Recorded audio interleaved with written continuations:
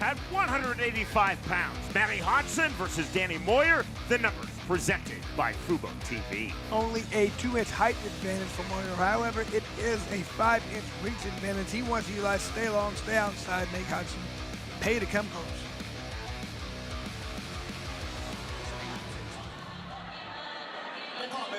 Danny Moyer enters 2-0 promotionally in BKFC, 8-0 for Moyer overall in the sport of bare knuckle. Moyer's most recent BKFC victory occurred November of last year when he defeated Kyle Redfern by second-round technical knockout. That is a lot of experience. 8 bare knuckle fights, just being at 9th level. His opponent has a lot as well. This should be a high-level, very competitive fight.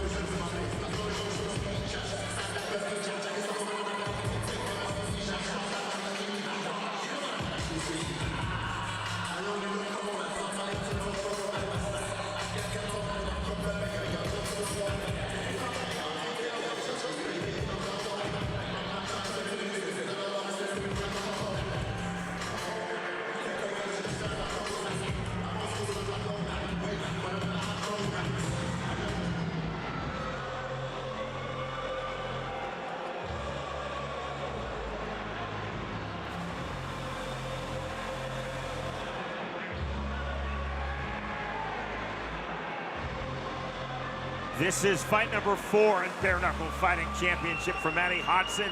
Fight number 11 overall for Hodgson. In the sport of bare knuckle, he's also 1-0 in pro MMA. 2 victories and 3 BKFC bouts for Hodgson. His most recent win occurring April of last year. Matty Hodgson defeated Chaz Wasserman by 3rd-round knockout. Just what I said earlier, a lot of bare knuckle experiences. It'd be a great fight. Both these guys very well versed in the sport. 11th bare knuckle fight. Hodgson, that's quite a few.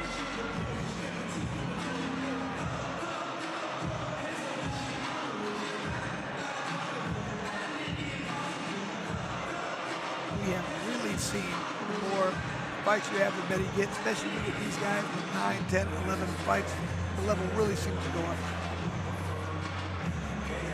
This is intriguing. Matty Hodgson, his 11th bare knuckle bout. Danny Moyer, his 9th bare knuckle bout. To get us started, Andy Shepard.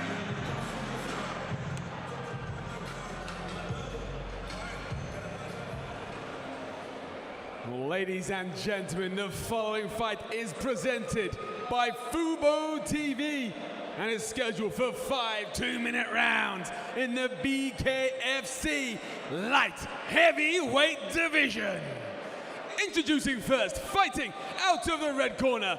He wears the white and gold and stands 6 feet 3 inches tall. He went in officially at 185.8 pounds and holds a perfect, undefeated record of 2 wins and no losses inside the BKFC squared circle. He fights out of Scarborough, England. This is Danny the Destroyer Moyer.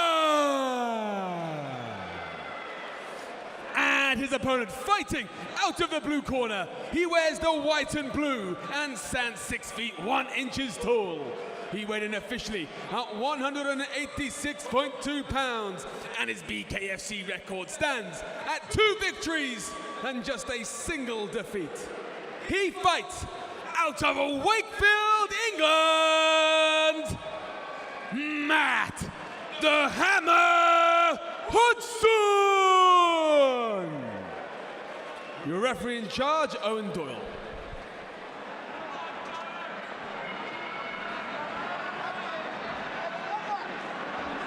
Owen Doyle telling both fighters, you're a bit too keen, step back. Now come up to scratch. Round number 1. White and blue trunks for Matty Hodgson. White and gold trunks for Danny Moyer. Very measured start, very respectful start for both fighters. Looking for the jab to the body, lead left hook. Hard right hands on the inside. From the framing. Big left hand on the right hand landed by Hodgson. Counter right hand by Moyer. On the right uppercut for both fighters in the separation. They really went at it in that exchange. Left hand getting through from Hodgson. That can be very tiring. Overhand right. Hodgson now to the inside. Left hand, right hand. Warrior snatching the half tie club defensively. Rights to the body from Matty Hodgson. 1:15 remaining, round number 1.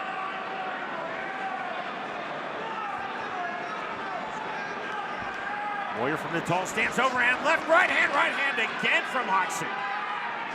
Good Stiff uppercuts. jab. Good uppercuts landed by Hodgson. Stiff jab again from Matty Hodgson. Overhand left, clubbing from Moyer. Clubbing left hand again from Moyer. Jab just off the mark. Hodgson tried to find the long extended half tie play. Long step in left hand from Moyer. Moyer now to the mid-range. There's the counter with the right hand. Rear right uppercut from Hodgson. Hodgson again to the half tie plug. Heavy to the body goes Hodgson. Moyer on the reset. 30 seconds remaining, round number 1.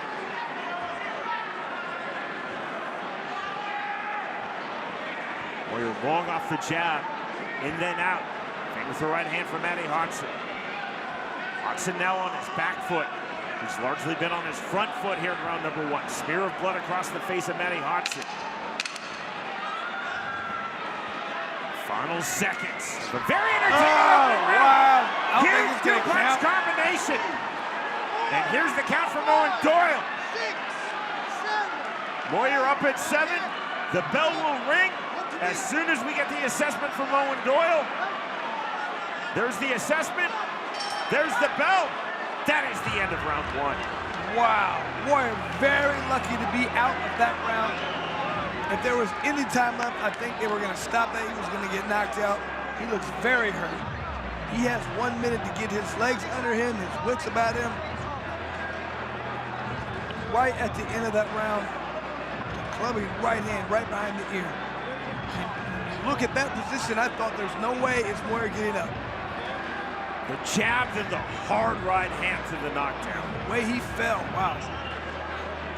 Got up right at the count of 9. I was a little surprised the referee let that go, but it really helped that it was at the end of the round.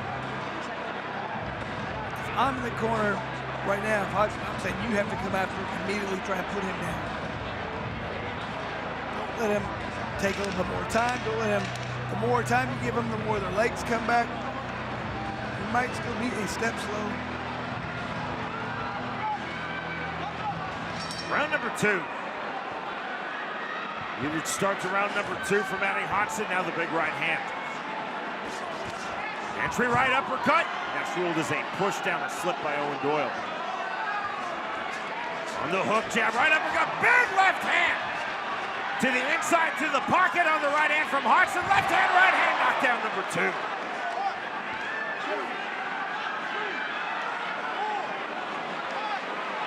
This fight is over. Game, set, match. Matty Hodgson. Too much damage. It was the way the Warrior got up. He still was stumbling. His legs were not underneath him. Good job by the referee. That's exactly what he needs to do. Matty Hodgson now 3-1 in BKFC. And that was a next level win against Danny Moyer, who entered 2-0 in Bare Knuckle Fighting Championship and 8-0 overall in the sport of bare knuckle. Quality from Matty Hodgson. And right from the beginning of that fight, those two guys went to war. They were landing, they were throwing, they were doing everything very well. They were eating punches, walking right through it. It wasn't until the very end of that first round where it took one right behind the left ear, and that totally changed the fight. Strong start to this light heavyweight bout for Matty Hodgson. Latter stages of round number 1, Danny Moyer started to find his jab, started to find his range. Closing seconds of round number 1. Hodgson landing the jab, then the huge right hand to drop Moyer. And then round number 2, Hodgson, a measured start, saw the openings, turned up the pressure to the second round finish. Here's Andy Shepard. Well, ladies and gentlemen, referee Owen Doyle calls a halt to the action at 30 seconds of round number 2, declaring your winner via TKO, Matt the Hammer Hodgson. Huge win for Hodgson. Hodgson. He looked fantastic, came out, threw a lot of hard shots, landed hard punches. He smelled blood, and he finished his opponent. Great job. Two very talented, very accomplished bare-knuckle fighters in this light heavyweight bout. Matty Hodgson timing his aggression beautifully, power punches, the right hand to the finish. The winner by way of second round TKO, Matty Hodgson defeats Danny Weir.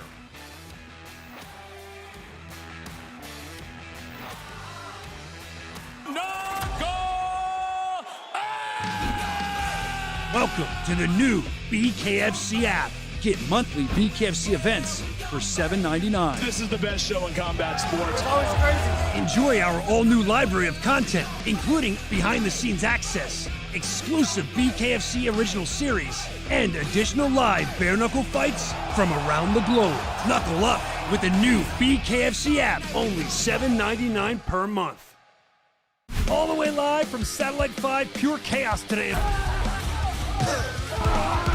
It's another crazy jam-packed show. You never know what you're gonna get here. Going viral across the internet, I wanted to try it at least once. So when they slap that, it makes it extra red kind of thing. With all the different things we got going on, we're going all over the world. And I'll beat the out of him. I think it'd be 500. Fade the flag.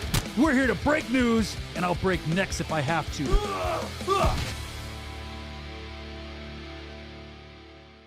To the light heavyweight division, our tale of the tape is presented by Blackout Coffee for Joe Lister versus Sean Weir. Huge fight. Everybody talking about this being possible fight of the night. Tail the tape, Shane Weir 3 inches taller, but only a 2-inch reach advantage in this contest.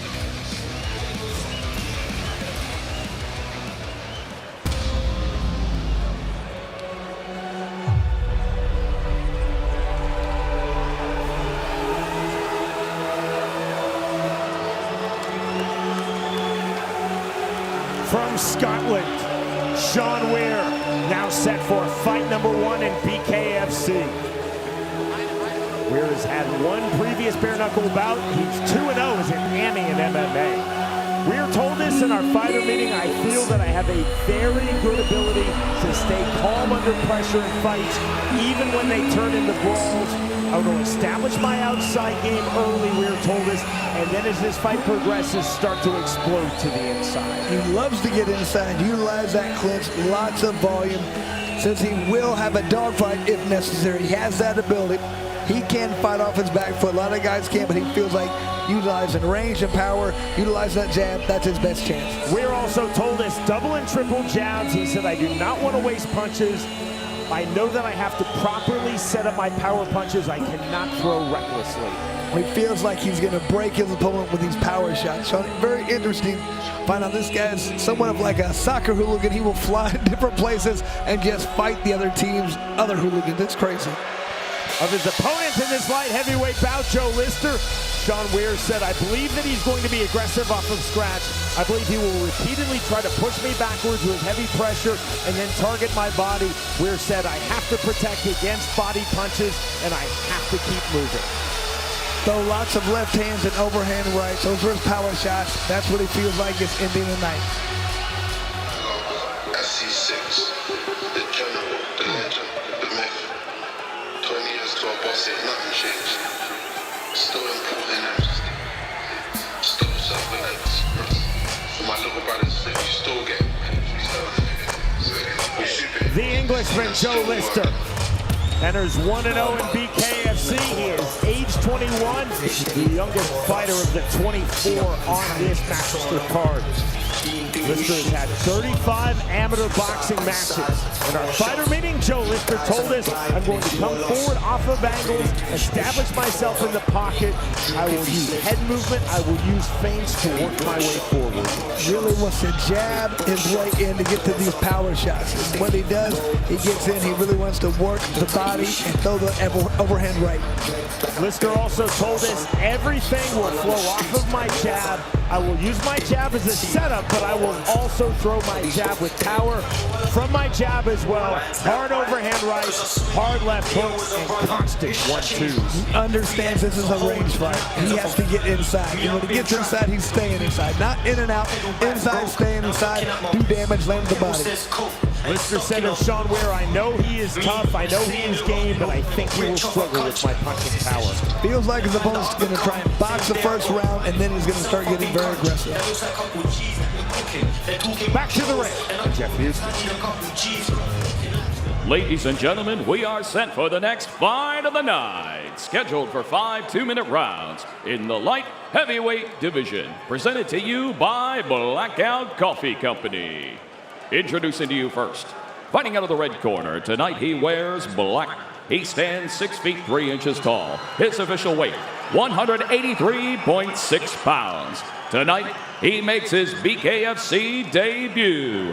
Fighting out of Motherwell, Scotland, here is Sean the Butcher Weir. And across the ring, his opponent, fighting out of the blue corner. Tonight he wears black and gold. He stands at even 6 feet tall. His official weight, at even 185 pounds. His BKFC record stands at 1-0.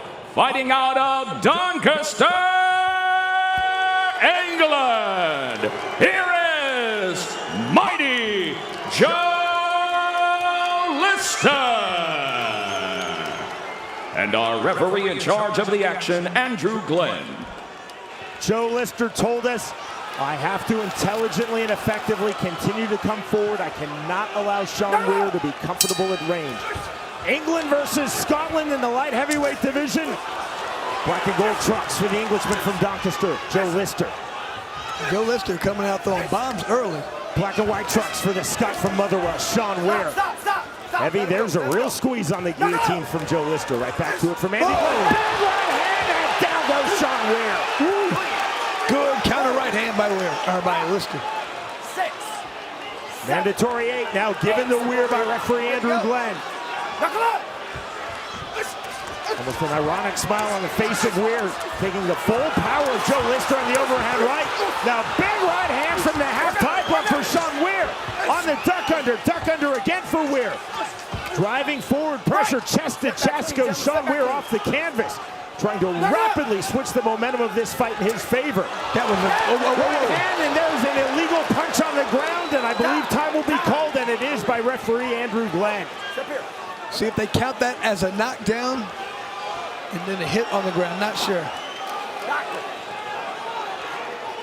was down. He was down, you hit him, all right? Hang on a second. He hit you while you were down. All right, hang on. So the first question, Chris, did Andrew Glenn rule that a slip or a knockdown? Because we know it's an illegal punch to a grounded fighter. Well, if that was a knockdown, it was hit to the top of the head. So. You see the doctor, you okay? Sean Weir now has up to 5 minutes to recover.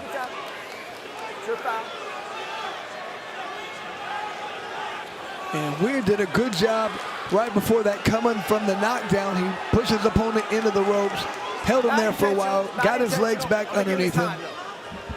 Not intentional on the ground, hit him on the ground, I'm gonna give him his time. It was a knockout, but he hit him twice down.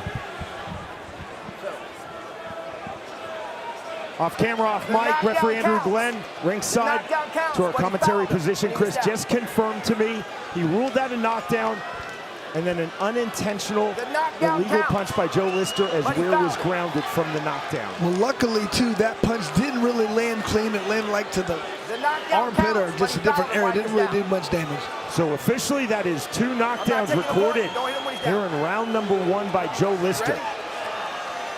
Time in. Knuckle up. Right back to it. Round number 1 continues. Still throwing hard, and he's been on the canvas twice as Sean Weir. And of course, still throwing hard is Joe Lister. We're again trying to switch the momentum in his favor. Right uppercut to the body from Lister. Back against the ropes goes Sean Weir. Weir on the duck under, left hook off the mark. Duck under again into the clinch. See the smear of blood across the face of Joe Lister on the bridge of his nose. We're doing a good job avoiding some of these bombs, but he's still right hand from Weir. trouble. We're ducking that right hand again of Lister. We're now finding his timing defensively and offensively. Staff jab from Sean Weir. Half-tie plug from Joe Lister. Weir on the right hand. Huge left hand from Sean Weir. Weir again on the right hand. And I thought this would be more Lister's area, but it's Weir's dominate on the inside right now. That is the end of round one. I know there was 2 knockdowns in that round, Sean, but I don't think it matters. I can't see this going 5 rounds. For the knockdown count. Warning. Weir looked like he really came back at the end of that round, started landing some good, effective shots. He took away the space of Lister, and it really helped him out. Look, there was that counter right hand by Lister. Beautiful overhand right. The jab. Got to be careful throwing that jab. If you leave it out there too long, if you don't have the head tucked in, beautiful counter. And there's that good jab throw by Weir, landing and pushing forward. Lister did a great job of taking those hard shots. Andrew Glenn, our good friend, one of the best referees in the bare knuckle world, one of our senior referees in BKFC, confirmed to me the knockdown counted, so that's a 10-7 round, presumably from the 3 ISKA judges. He felt it was unintentional. He gave Lister a hard warning, not a point deduction. Round number 2. There's the left hand from Sean Weir, right hand. 2-1 on the knockdown count as Joe Lister to the canvas. Lister's trying to hop up really quick. He might want to take his time. He's still a little hurt.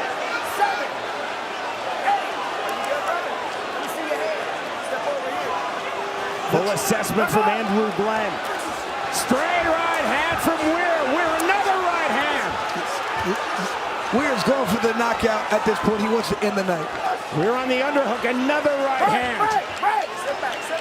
Massive momentum swing in this fight. 2 knockdowns recorded by the Englishman Joe Lister in round number 1. Now a knockdown recorded here. Early stages of round number 2 by the Scot Sean Weir. And there's a little bit of difference. When Weir was hurt, he continued to fire. Lister's not really throwing at this point. Right hand. All sorts of trouble now is Joe Weir. Weir needs to back away and land those strikes. Lister playing defense, Weir playing all offense. Andrew Glenn taking a really close look, but Lister landing the right uppercut. Right uppercut from Weir, and Weir 2 knockdowns apiece. And that was a nasty uppercut. Lister's hurt.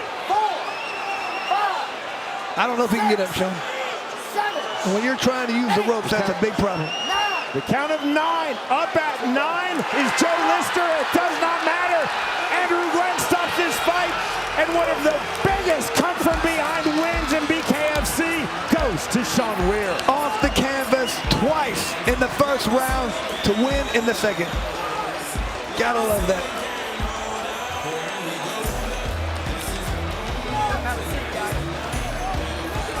And that is one of the things we love about this sport. It happens often. What a comeback for Weir.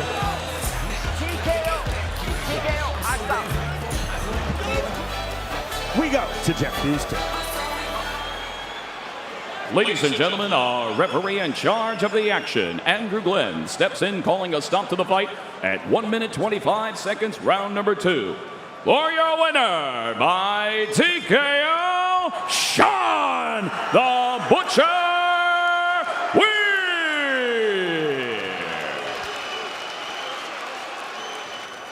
All right, I like the sportsmanship here. Sean Weir. Congratulations, my man. You know how to make a first impression. You know how to make a debut. First round, you take 2 knockdowns. You come back in round 2, you deliver 2, and you put Joe Lister away. Talk about this victory. This has to be a fantastic feeling for you. This is what I was meant to do. This is the stages I should fight on. For a young boy, man, I fucking put graft in. I've been in that young kid's position before. He needs to keep his chin up, keep on fighting. There are not many people out there that could do that to me. Listen, I know you are going to be a force in this division. I think they know here in Manchester. Let's hear it. One time for the Butcher, Sean Weir. Sean, I'm not real sure what he said there, but he believed that was a great fight, great comeback, and I love when people get off the canvas. He showed it. He has heart, and he has hard punching ability. A phenomenal fight, a phenomenal comeback.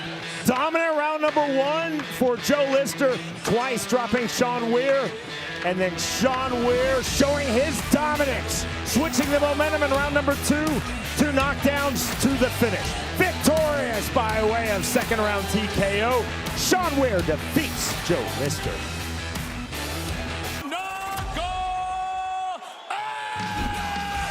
Welcome to the new BKFC app. Get monthly BKFC events for $7.99. This is the best show in combat sports. Always crazy. Enjoy our all-new library of content, including behind-the-scenes access, exclusive BKFC original series, and additional live bare-knuckle fights from around the globe. Knuckle up with the new BKFC app, only $7.99 per month.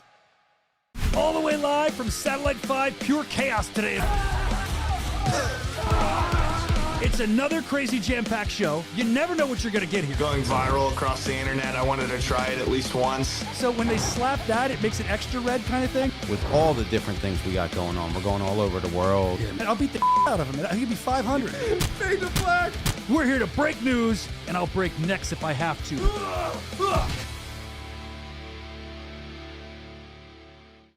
Featherweights for you now. Chipchase versus Garside. Our tale of the tape is presented by Forged Irish Stout. Chipchase enjoying a 4-inch height advantage as well as a 4-inch reach advantage. He wants to utilize that to dictate when and where this fight happens, make his opponent Garside try and really commit to come inside.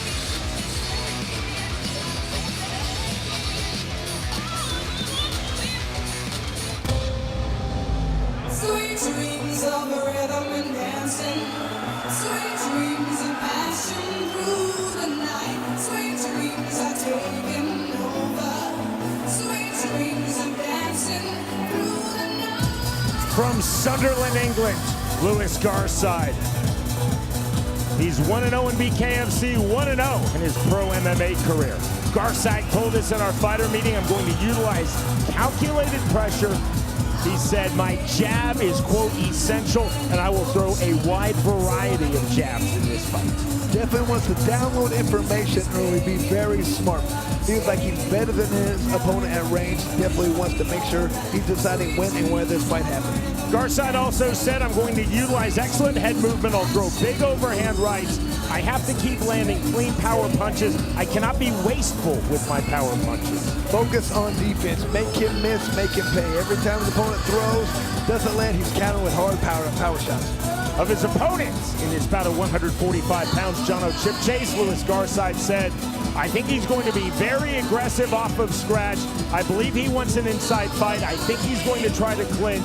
Garside said, my strength lies on the outside. If I can keep this as an outside fight, I will have a major advantage. Get outside, which is weird for somebody with shorter range, but he feels like he can do so. When he gets in, he does want to land that overhand right. That's his powerful shot.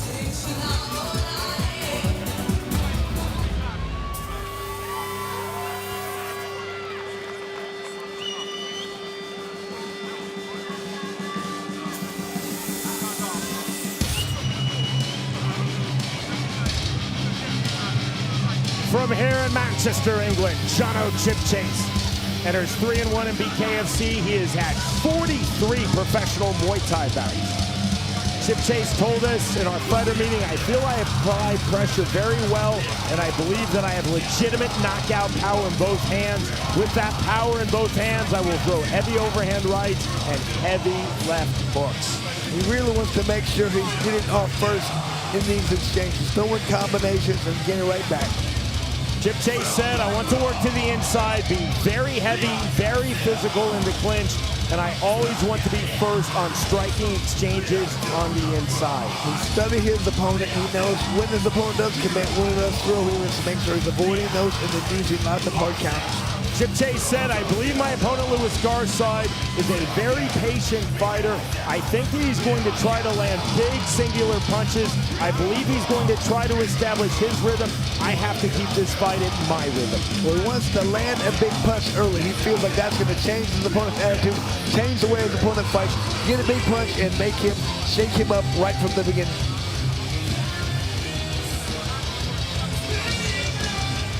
We go to Jeff Houston.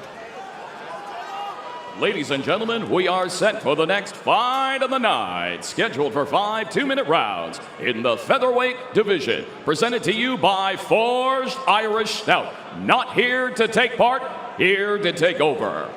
Introducing to you first, fighting out of the red corner. Tonight he wears green trimmed in black. He stands 5 feet 5 inches tall. His official weight, 144.8 pounds. His BKFC record stands at 1-0. Fighting out of Sunderland, England. Here is Lewis, the Leprechaun, Garside. And across the ring, his opponent, fighting out of the blue corner. Tonight he wears black and gold. He stands 5 feet 9 inches tall. His official weight, an even 146 pounds. His BKFC record stands at 3-1. He is a former BKFC UK featherweight title challenger and the bare knuckle fighting pride of Manchester, England. Here is Jono J.C.B. Chipchase. And our referee in charge of the action, Chris Batcheldor. Jono Chipchase told us, I am definitely willing to take the punches of Lewis Garside to get to the inside, where I will then land my power punches. Okay, Jason, we ready? Toe the line! Sporting touch of hands. Round number 1. Black trunks for Jono Chipchase, black and green trunks for Lewis Garside. From Chipchase. Chipchase 5'9", the Garside's 5'5". Emphasized because Chipchase, as you see, using a very tall stance, Garside a deep bend stance. Garside landing some heavy shots early. Chipchase upright with that chin available, and Garside's landing on it. Garside off the double jab. Step in now from Chipchase into the clinch. Smart defensive tie-up from Garside. Gets the separation from Batcheldor and the push to the chest from Chipchase for good measure. And Chipchase has got to be careful. He's got to tuck that chin because he's leaving it wide open at this point. Stand getting through from Garside. Garside again using the crouch. Shuffle step now from Garside. Double jab. 65 seconds remaining, round number 1. We're in the featherweight division, and these are two very talented featherweights. Right hand, and that drops down. Chipchase, we are done.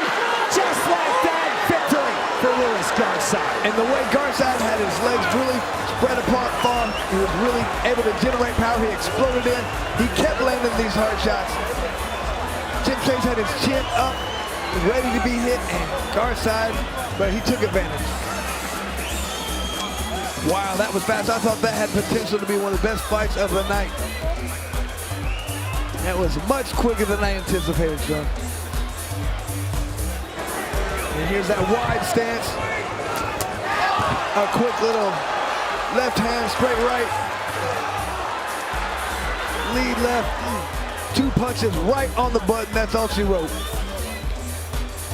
And that was a shocking display. A Chipchase, very tough, very doable, not in this situation.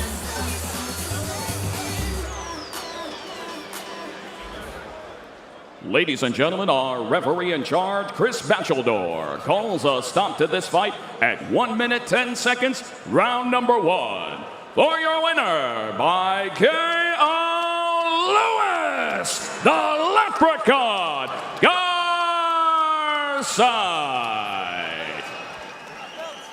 All right, Lewis Garside. Absolutely incredible, my friend. I love the sportsmanship. You just took out a former featherweight title contender tonight. You did it quickly. That is how you make a statement here in the BKFC. And here comes another statement with the world's creamiest stout. How you feel, man? You came in with a great game plan and you executed. Was that knockout as good as the Forge style or what? That was meant that. Respect to Jono, he's an absolute legend. Was it even more motivation having Conor McGregor right there up close, watching very closely? I mean, you gotta love that victory. Precision speed, yeah.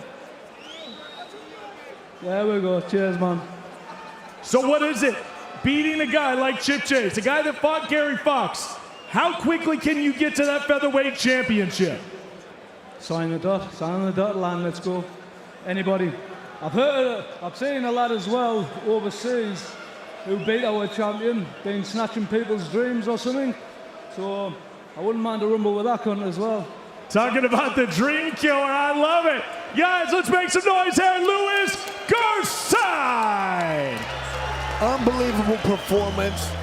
Looked phenomenal. Very accurate and great explosive power. Jono Chipchase, one of the most accomplished featherweights in BKFC, entering at 3-1. Lewis Garside showed his patience. He told us his key to victory was landing clean power punches, the step-in left hook, the right hand, and that is the fight. A two-punch knockout finish. The winner by way of round 1 KO, Lewis Garside defeats Jono Chipchase.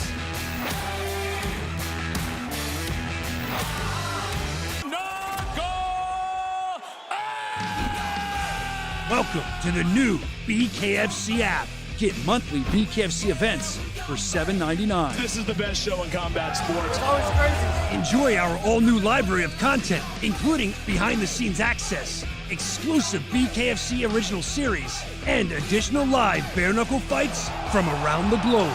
Knuckle up with the new BKFC app, only $7.99 per month. All the way live from Satellite 5 Pure Chaos today. It's another crazy jam-packed show. You never know what you're gonna get here. Going viral across the internet, I wanted to try it at least once. So when they slap that, it makes it extra red kind of thing? With all the different things we got going on, we're going all over the world. Yeah, man, I'll beat the out of him. I think it'd be 500. Fade to black. We're here to break news, and I'll break necks if I have to.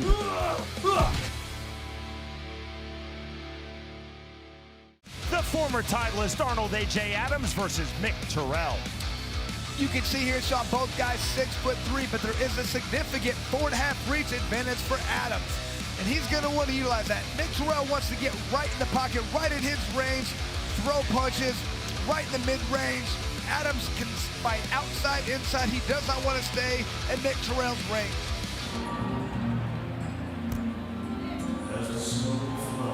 This is fight number 4 in BKFC for the Englishman from North Shields, Mick Terrill.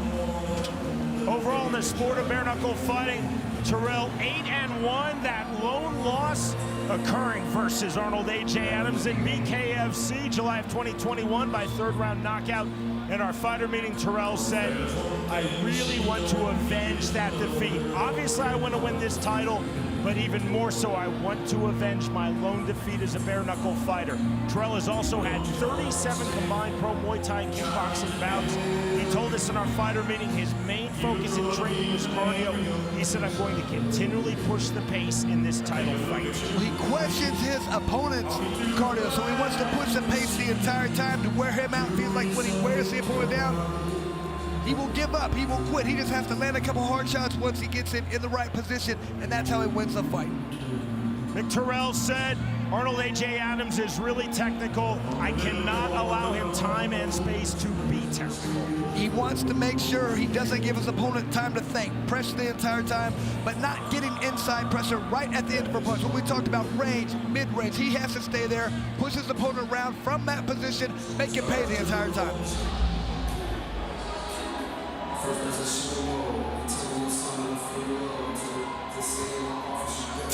The American from Chicago, Arnold A.J. Adams, set for fight number 10 in BKFC.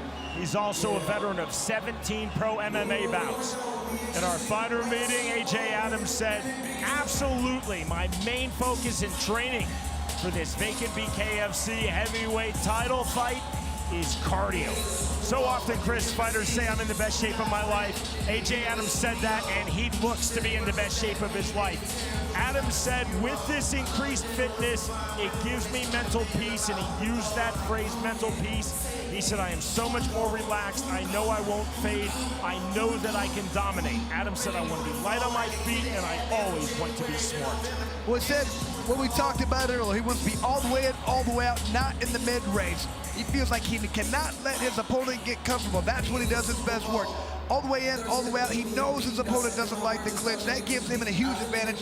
Utilize it, but then stay long and beat him up from the outside. Adams said, from my first fight against Mick Terrill, a fight again that Adams won by third-round knockout, July 2021, I know Terrell has real power. I cannot allow him to pull me into a brawl. I'm going to be in or I'm going to be out. I will not be in the mid-range. Utilize those skills. The main thing, if he dictates the pace of this fight, he's going to be the champ. The first of 3 world title fights tonight. Back we go to Jeff Houston. Ladies and gentlemen, our next fight of the night is a rematch 2 years in the making. Scheduled for 5 2-minute rounds for the vacant BKFC World Heavyweight Championship. Presented to you by Crescent Tools. Introducing to you first, fighting out of the red corner, tonight he wears white and gold. He stands 6 feet 3 inches tall. His official weight, 269.6 pounds. He holds an overall bare knuckle fighting record of 8 victories opposite a single defeat. Here is the #1 heavyweight challenger in the world, fighting out of North Shields, England, Mick Terrill.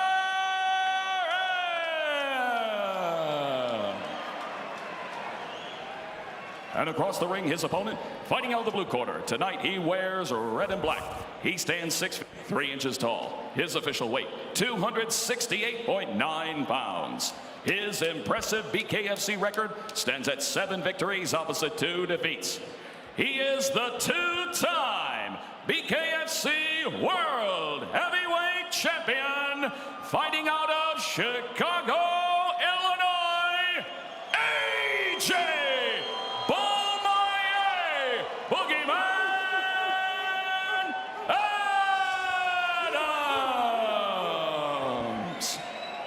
And our referee in charge of the action, Big Dan Mergliata. Mick Terrill said, I have to establish myself in the mid-range and let my hands go. High volume is my absolute key to victory. To the winner goes the currently vacant BKFC heavyweight title. All right, gentlemen, go to line. Dan Mergliata calling both fighters up to scratch. Buckle up. The rematch, round number 1. Red and black trunks for Arnold A.J. Adams, white and gold trunks for Mick Terrill. Finder jab from Terrell. See the wide open striking guard of Adams on the duck under. Immediate call of break from Dan Mergliata. Finder jab again from Terrell. Terrell's just trying to get into that mid-range.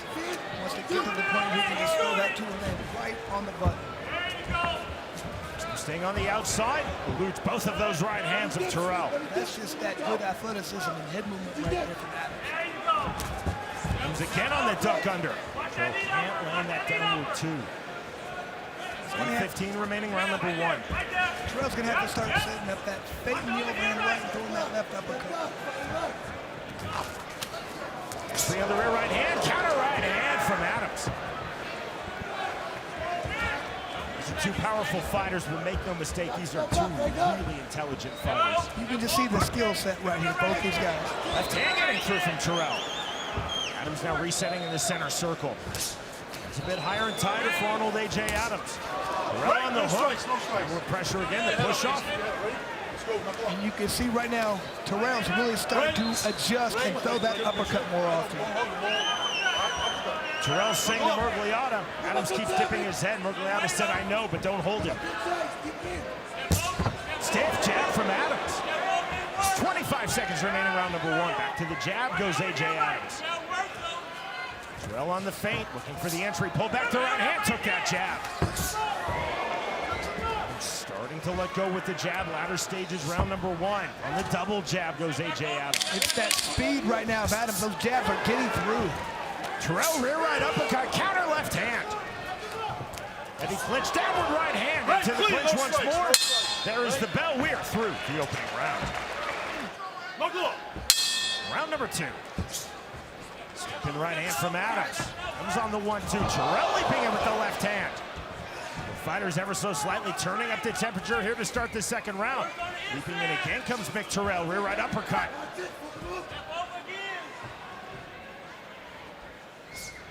Comes to the body. New duck under from Terrell.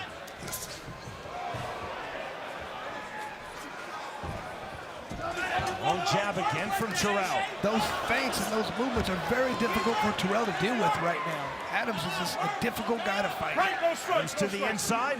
Back it up, back it up. Ready? And break called for, received. Stan Murgliata keeping this fight moving. 1:15 remaining, round 2, and down goes Mick Terrill.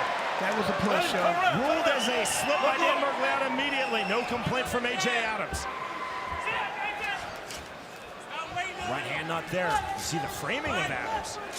Stiff jab from Adams, now into the clinch. Terrell has a second cut on his face. Now cut under his right eye.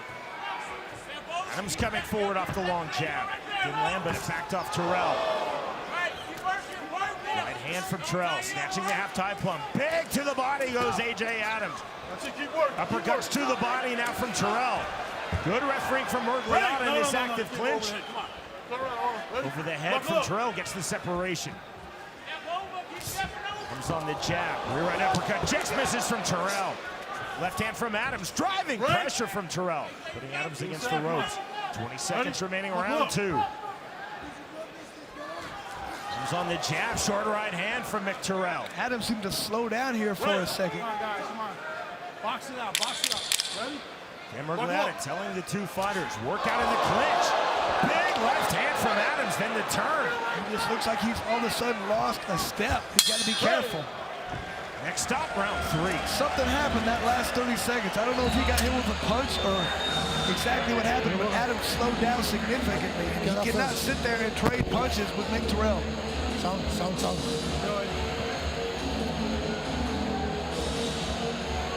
Adams has got to get his legs underneath him right now. He's got to recoup.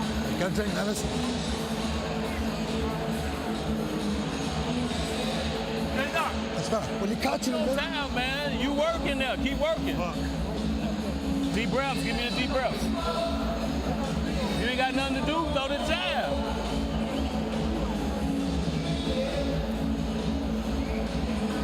Bellator veteran Lloyd Carter in the corner of AJ Adams. Same pace. Lead hand work, AJ. Lead hand work. We got this. Come on, AJ. And right here, you can just see that beautiful jab. Relax. If Adams keeps throwing that jab, if he can frustrate his opponent, he has a great chance here, but he's got to throw it. Go to the line, gentlemen. Are we ready? Ready. Buckle up. Round number 3. Adams starts with the jab. Coming from Terrell. Terrell on the 1-2. Counter right hand, right back. Then the double jab from the Englishman, Mick Terrill.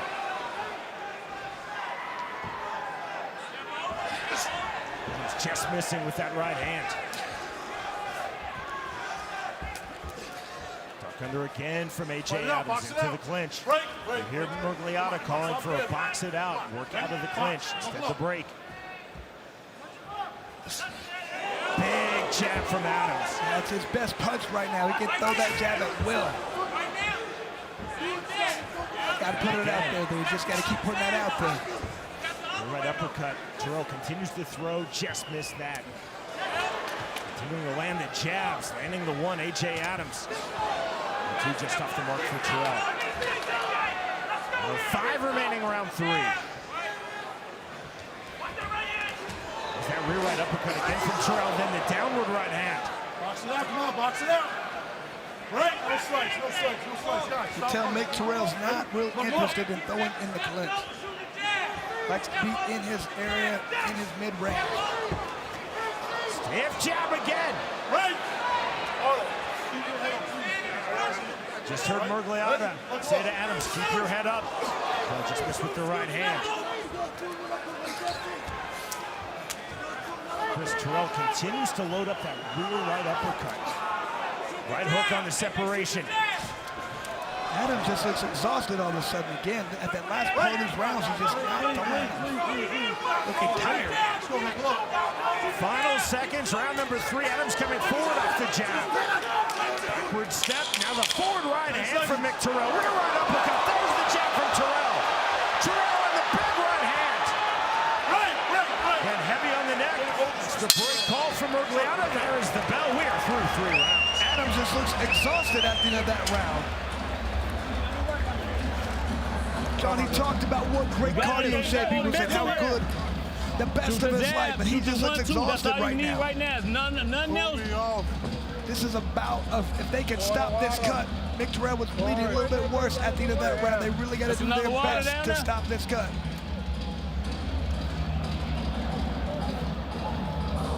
That's all, like, bro, that's all you need. Right here, man. That's all you need is a 1-2, bro. Trust me, step over and throw a 1-2. He can't step to the side, the eyes is cut. 1-2, bro. So this is where you're going to have to get on him. Get on him now. This is now.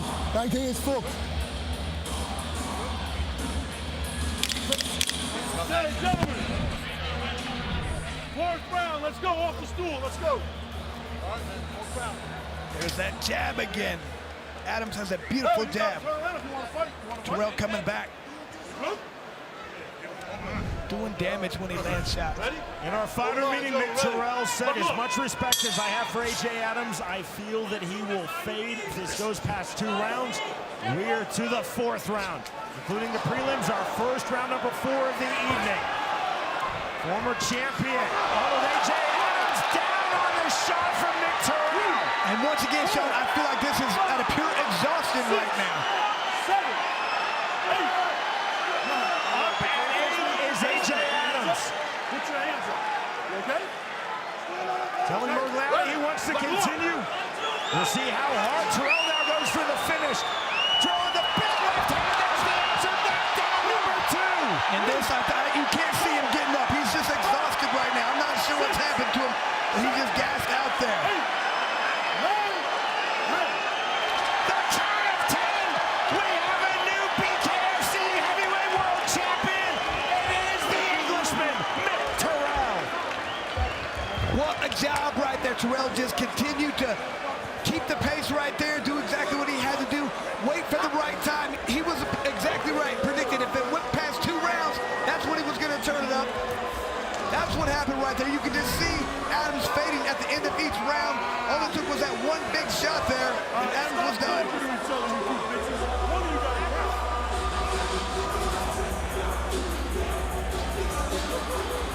Adams is still exhausted.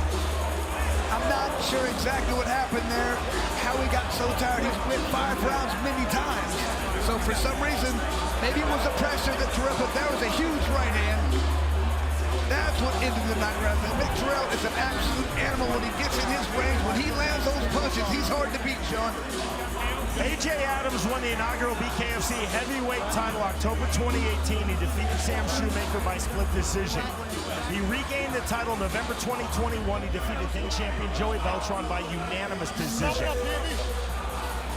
To become the first ever 3-time world champion in any weight class in BKFC history, Arnold A.J. Adams finished in round number 4 by Mick Terrill. Now 9-1 in bare knuckle, 3-1 in BKFC, and Terrell avenges the lone loss of his bare knuckle fighting career as he claims the world title. A.J. Adams looks dejected, and he also looks completely gassed. Yeah, I think that's probably what's leading to a lot of both those feelings right now. He trained so hard for this. He did so many rounds. He was in great shape. And Sean, I can't explain it, but sometimes that just happens in a fight. You can't quite understand what happens. You go out there, you do everything the same, and something just happens. You don't have any energy left. Because he was supremely confident, Sean, that this was his best training camp ever. He was in better shape than ever, but it didn't seem like that there. But like I said, you know he trained hard. It's hard to tell exactly what the change was that made him not quite able to go. Maybe it was Mick Terrill, maybe it was something internally. It's hard to tell. Two of the absolute best fighters in all of BKFC. And Mick Terrill claims the strap.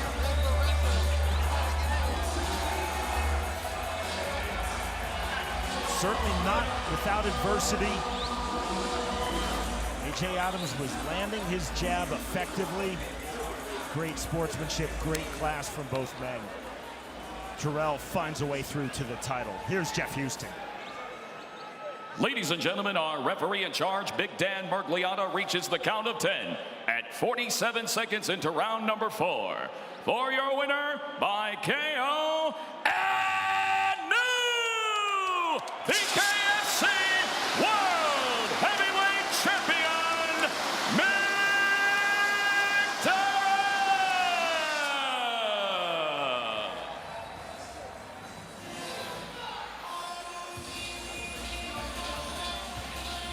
Great victory for Mick Terrill right there. Weathered the storm, dealt with some cuts, dealt with some adversity, pushed the pace, got the victory.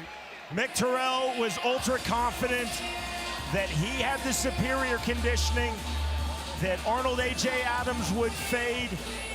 Terrell landing the knockdown in round number 4 and then turning up the pressure, the second knockdown, the 10 count from referee Dan Mergliata. And with that, the Englishman Mick Terrill takes the BKFC heavyweight title.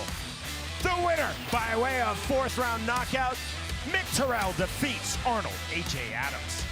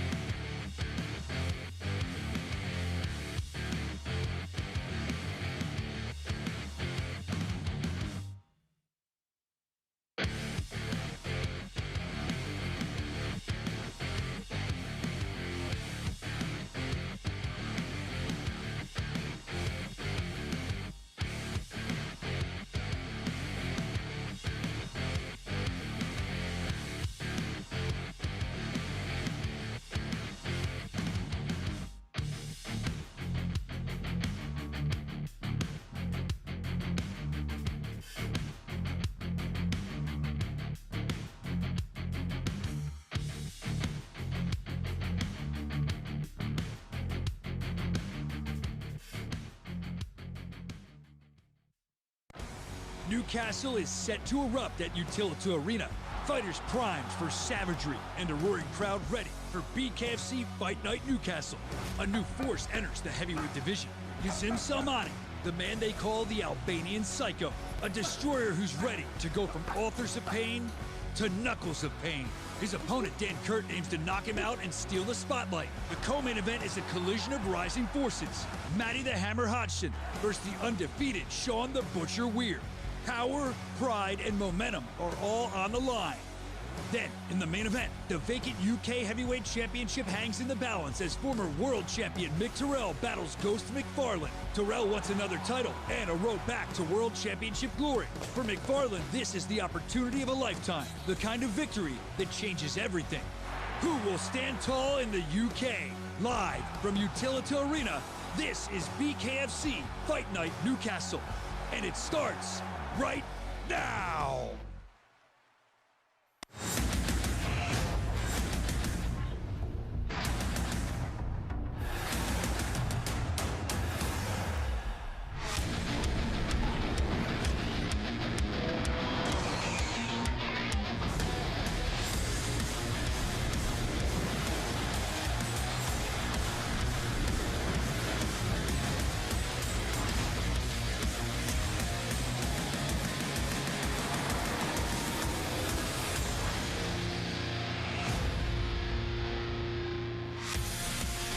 Bare Knuckle Fighting Championship is presented by Bucked Up. Feel like $1 million. Along the cold waters of the River Tyne, in a city where toughness is a way of life, Newcastle, England plays host tonight to the baddest athletes on the planet, and they are ready to leave it all on the line inside the squared circle tonight. And we're going to get things started with our preview, just to get you primed and ready for tonight's championship main card live on the BKFC app. 3 fights that can steal the show, and they are all on the house for you tonight. And in our co-main event, 2 light heavyweights clash in a guaranteed banger. It's Wishaw's own Sean Weir standing across from 3-1 contender Wakefield's Matty Hodgson. Time to knuckle up. And finally, Mick Terrill has had a storied career in BKFC that includes a world title victory. But it's been over a year since he held that title. And now newcomer Ghost McFarlane is ready to spook the former champ tonight and leave a huge first impression on the BKFC. And we are expecting a capacity crowd here tonight in the Utility Arena in Newcastle. And this, not just the UK, is our international home away from home, because it most certainly is, but Newcastle, 6 historic times inside this city, and they love their fighters guaranteed. And tonight is going to be no different, because 2026, as you've seen, is looking like it is going to be the best year in the history of the BKFC based on Knucklemania 6. Everything we've done, it's only going to get better from here. In fact, we are expecting a special announcement tonight that could definitely shake the core of one of our divisions here in the Bare Knuckle Fighting Championship. That being said, it is going to be an incredible year. And as we get into spring, right here, March and April, we got a lot to be excited about. Coming up next week, it's going to be a big Friday night at the Hard Rock. It is March 20th, Hard Rock Hollywood. An incredible night of fights. A lot of championships are on the line. And then we go back to the Northeast to one of our favorite arenas, the Mohegan Sun. Another incredible night of fights there. Parker Porter on top of the card there. And then we move into the month of April. It is going to be the debut of Fight Club. It's happening at the 2300 Arena, the ECW Arena, and it is something that you'll never see before. That's April 7th, and it is going to be a special night. And then, folks, we are going to get laid in Hawaii. Yes, we're going to Hawaii, Honolulu. We're making our debut in the great state of Hawaii, and it's looking to be a stacked card for that one. Then we move it on down to Denver, back to the Rockies, in what is looking like a fantastic matchup. Chris Camozzi on top of the card against Esteban Rodriguez. It is going to be a very special night with that cruiserweight title on the line. And then jump on your hog and cruise on down to Clearwater. That's right, the OCC Roadhouse plays host once again to another incredible night there in Clearwater. Folks, are you kidding me? BKFC.com, that's where you got to go. We want to get you there. We want to get you the tickets, and we want you to be a part of what we got going on tonight. You can catch it all in the app. The first 3 fights are free. It's our free view, so let's go to Sean Wheelock and Chris Lytle and get it cracking.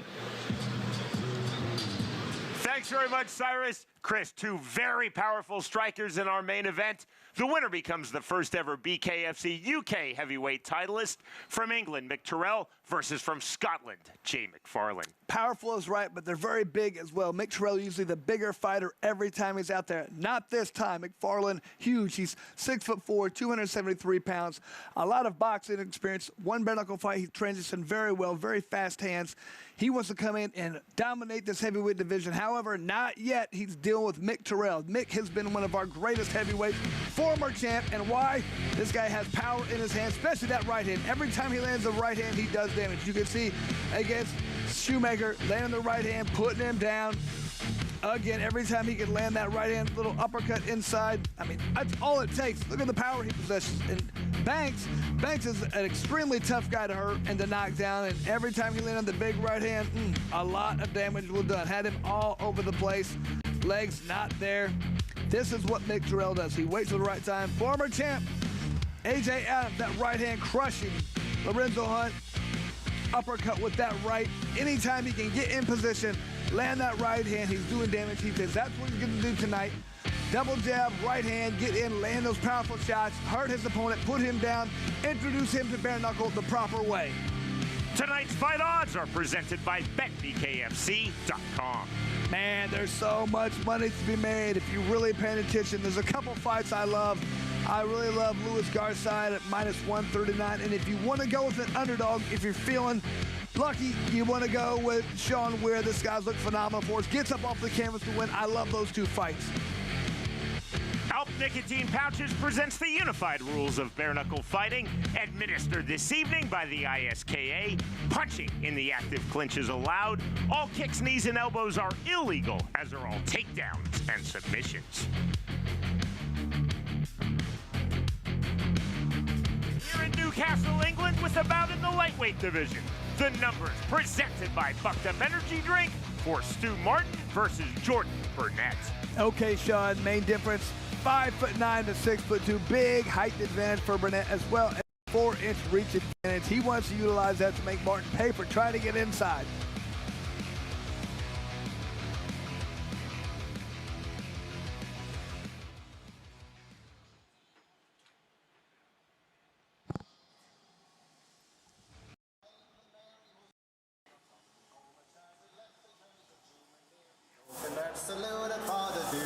From Dublin, Ireland, Jordan Bernett, now set for his bare knuckle fighting championship debut.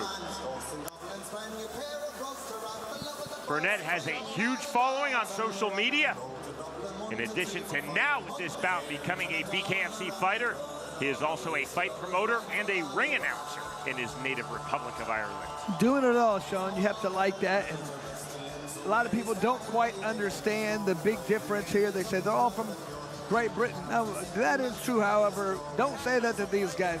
If you're from England, if you're from Wales, if you're from Scotland, these guys do not want to be all considered and lumped in. There's a lot of national pride going on at this moment.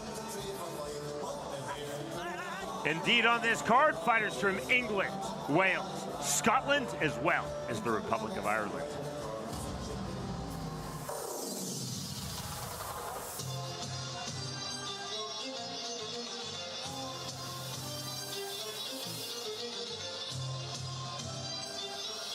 From Bolton, England, Stu Martin set for his BKFC debut. We talked about it earlier, Stu. A little bit less of a reach advantage. You have to think he wants to get inside, get into his area, into the pocket, throw punches in that range. get underneath that jab, close the distance, close the gap. Probably doesn't want to stay out in Bernett's range the entire time, but we shall see. The first of 13 bouts for you on this absolutely stacked BKFC Fight Night Newcastle card.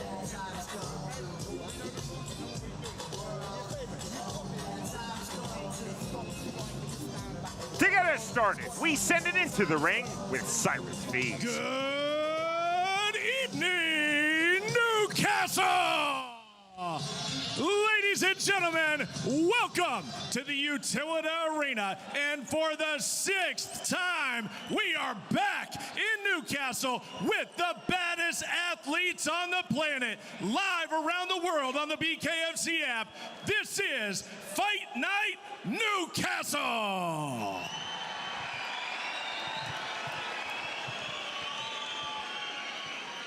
And we will start with our BKFC preview. Ladies and gentlemen, this is 5 2-minute rounds in the BKFC lightweight division, presented by Bucked Up. Feel like $1 million. Introducing first, fighting out of the red corner. He stands 6'2", making his BKFC debut. Fighting out of Finglas, Dublin, Ireland. Ladies and gentlemen, Jordan, the upset, Bernett. And now his opponent, standing across the ring and fighting out of the blue corner. He stands 5'9" tall, also making his BKFC debut. Fighting out of Bolton, England, ladies and gentlemen, Stu Tank Martin. And your referee when the action begins, Chris Batcheldor.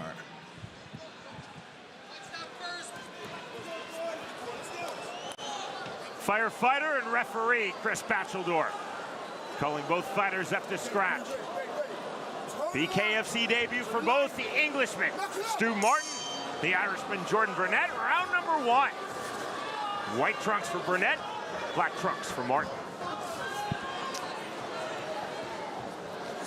Bernett looking for the rear right bolo punch. Bernett, 6'2", is a 155-pounder. He takes that big right hand from the 5'9" Stu Martin. Stu Martin closed that gap quickly, jumped in, landed that big right hand. A lot of damage done so far. I'm not sure if he's getting up, Sean. Oh, looked like he was wobbly. Up at 8.5 is Jordan Bernett. And you have to think Burnett's coming hard. Bernett heavy to the inside, a big right hand. Working into the clinch, now comes Stu Martin to push away from Bernett, trying to get space. 70 seconds remaining, round number 1. There's the jab from Martin. Oh. Martin, another big overhand right. I'm impressed Bernett was able to take that. He's kind of wanting to come back hard himself. He needs to gain his opponent's respect right now, because if he tries to sit here and take it like this, he's going to get knocked out again. Again, there's that overhand right. Counter left hook from Bernett. Martin continually getting into the inside, trying to solve that reach and range advantage of the Irishman Jordan Bernett. Bernett now cut right side of his nose. Heavy overhand right again to the left hand from the Englishman, Stu Martin. Bernett is taking these punches better. I think he was just cold the first time, got hit hard, put down. He's showing he does have a fairly good chin. 25 seconds remaining, round number 1. Stiff jab into the right eye of Jordan Bernett. Big right hand. Man. 15 seconds remaining in the first round. Martin continues to have a strong opening round. Bernett took another massive shot. He continues to take shots. Jeez. That right hand is there for Stu Martin in round number 1. Overhand rights, right uppercuts. There's the stagger. Bernett down just before the bell. Again, you cannot be saved by the bell in any round under the unified rules of bare knuckle fighting. And here is the count from Chris Batcheldor. Is he going to get up? Okay, now he needs to get up and get back to the corner. There's the assessment from Batcheldor. Excellent refereeing. And now that ends round number 1. And Bernett needed that bad. He needed that round to be over. He has to come back and regroup.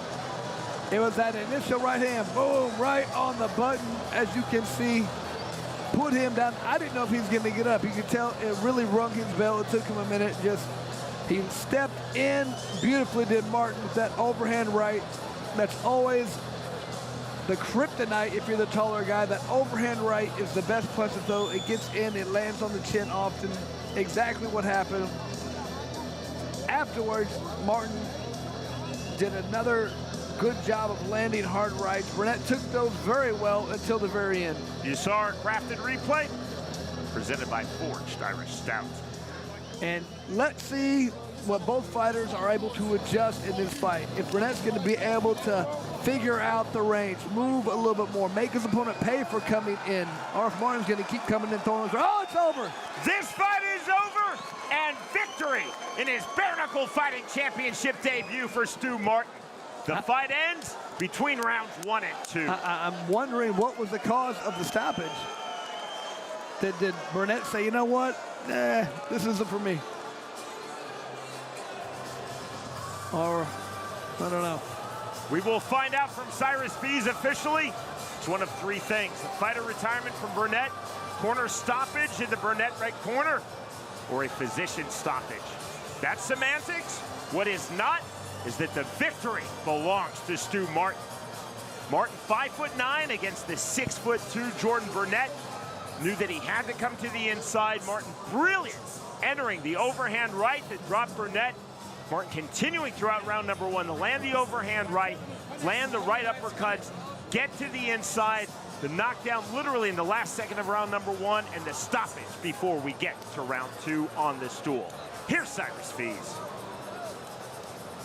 Well, I mean, to me, that was a great job of assessing range. A fight in this manner, when you have a little bit of a reach, it's all about the range. Who's going to fight, where they want to fight to happen. In that situation, Martin did a good job of pushing off that back foot, getting into range, throwing the overhand right. People always think when you have a smaller guy, it's, you know, they don't necessarily, the taller guy has the advantage, but if you can throw these punches, you slip underneath and you throw overhands, you know where their chin's going to be. It's harder to hit the chin of a smaller guy. They can move, they head movement, they duck. Hard to do that for a taller guy, so Martin was able to land that right on the button, and it worked out perfectly for him. Now Cyrus Fees. Ladies and gentlemen, this fight ends at the end of round 1 due to TKO by corner retirement. Getting his first win in the BKFC, Stu Tank Martin. And once again, great job done by Martin. Controlled the range well, fought when he wanted to, where he wanted to, landed the powerful shots. That's what it takes in bare knuckle. Jordan Bernett was definitely game, but Stu Martin was on point. Heavy overhand rights and right uppercuts. Martin continually to the inside. A great start to this fight for Martin, dropping Bernett. The second knockdown coming literally in the last second of round number 1, and the fight ends between rounds 1 and 2. Victorious by way of round 1 TKO, Stu Martin defeats Jordan Bernett.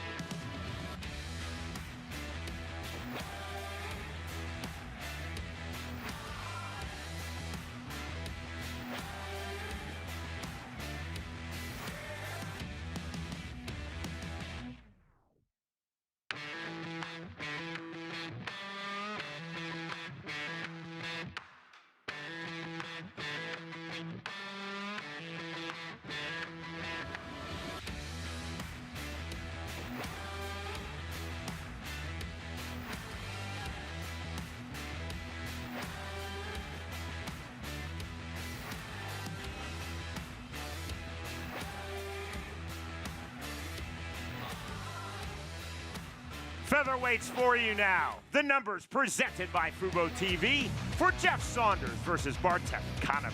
Sean, tail the tape, extremely similar. Both guys 5'9", only 1 inch reach difference. Fists almost exact same size. Nobody with the advantage from tail the tape.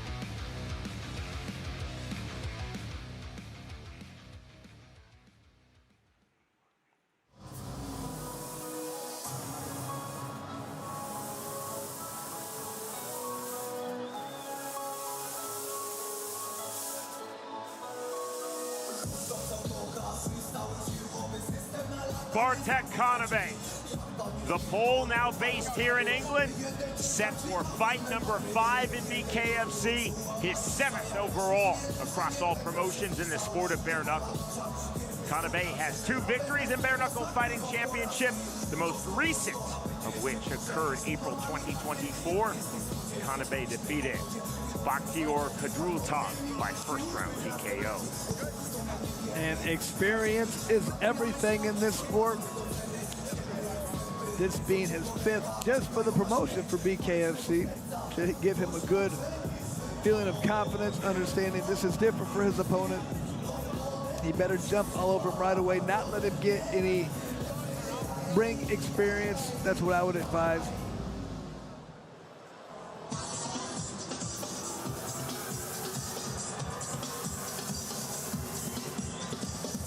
Jeff Saunders now set for fight number 1 in bare knuckle fighting championship.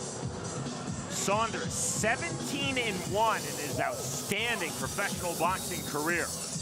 And Chris, so often on our BKFC UK card, we are seeing very high-level professional boxers coming right into BKFC. In the United States, the trend is more with fighters such as yourself coming from high-level MMA. In England, we definitely see high-level MMA fighters, but we're seeing a lot more percentage-wise high-level boxers in England than we are in the U.S. Couldn't agree more. And here's the thing, Sean. They haven't necessarily done that well. A few of them haven't. A lot of them, it just looks like they haven't taken the time, the energy, the effort to transition, to understand this isn't boxing with no gloves. This is bare knuckle. This is BKFC. It's way different. So let's see here if Saunders has been able to train properly, understand range, understand the clinch, if he's been able to take his time and really prepare for the fight, or if he thinks this is a boxing match. We go to Siren Speeds. And now, ladies and gentlemen, your next bout is 5 2-minute rounds at the BKFC featherweight division. This bout presented by Fubo TV. Introducing first the fighter out of the red corner. He stands 5'9" tall, weighing in at 145.8 pounds. Coming into tonight, 2 wins and 2 defeats. Fighting out of Workington, England, I give you Bartek, the Polish plowboy, Conab. And now his opponent standing across the ring and fighting out of the blue corner. He stands 5'9" tall, weighing in at 145.4 pounds. Tonight, he makes his BKFC debut, fighting out of Sedgefield, England, Jeff Saunders.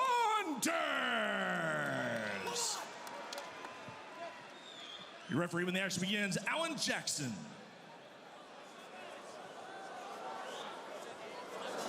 Intrigue surrounding this 145-pound fight. Bartek Conab, and this is his 7th bare knuckle bout. Jeff Saunders, 17-1 in pro boxing. This is his inaugural bare knuckle fight. And of course, with that, his BKFC debut. Round number 1, white trunks for the Englishman, Jeff Saunders. Black trunks for the Pole, now based in England, Bartek Conab. Conab heavy to the inside, into the clinch. Turn, you see the grip up from Saunders. Separation from Alan Jackson, good refereeing right back to it. Saunders to the jab. Double jab in for Conab. There's the right hand right back from Saunders. And you have to think Saunders is going to want to clinch him every time they get in close. That's not going to be his forte. He's going to stay out here and trade punches.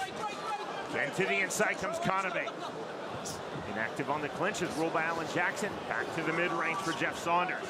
You can already see the good left hand for Saunders. Landing hooks, jabs, has to keep the range. Conab dipping his head into the head chancery of Saunders. There's the separation again. Saunders now moving backwards, looking comfortable to do that. Throw the naked right hand. Now the right uppercut from Jeff Saunders. That was slick. Saunders is looking fairly slick with his abilities. Slick, though, with that right hook from Bartek Conab. That lands flush. It's a good left hand being thrown and landed by Saunders, but Conab is coming to fight. Walk down pressure from Bartek Conab on the inside. Conab again solving the distance. Saunders circling out. Conab through the center circle, left hook. 35 seconds remaining, round number 1. Good fluidity from the pole, Bartek Conab. And these guys, they look very, very comfortable already in this fight. Oh. Shaq left hook from the Englishman, Jeff Saunders. Back and forth we go here in round number 1. Saunders has done his homework. He understands what he needs to do in this sport. He's not getting abused in the clinch. He's trained. Final seconds. An entertaining opening round, which both Jeff Saunders and Bartek Conab have had their moments. Though largely the pressure forward has been from Bartek Conab, we go to round 2. That was a huge round just for the confidence of Saunders, in my opinion. He took some punches. He understands what it's like to hit with the bare knuckle. I feel like his skill is better than Conab's at this point. He was starting to land good, solid shots, a lot of jabs, a lot of left hooks. He's done a lot of damage to Conab's face. Conab has got to make this a dirty, rough fight. He can't sit there and try and out-slick Saunders.